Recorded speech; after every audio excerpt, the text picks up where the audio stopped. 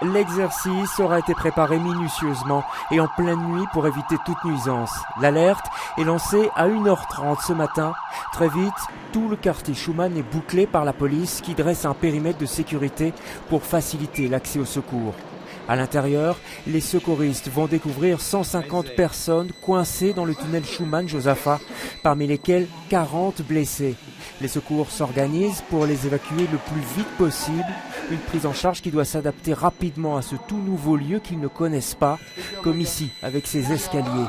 Ces personnes sont bien sûr des figurants venus participer à cette opération de grande ampleur, à la mesure de ce tout nouveau tunnel ferroviaire qu'il faut tester.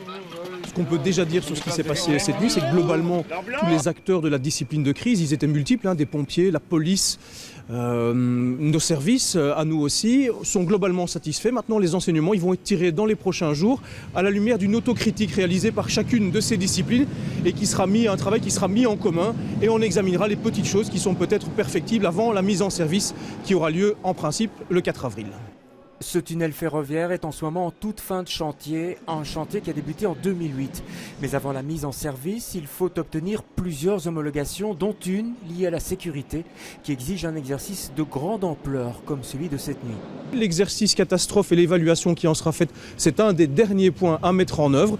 Et puis à partir du 4 avril, ce tunnel sera mis en service et permettra une meilleure desserte entre le quartier Schuman et tout le nord de Bruxelles.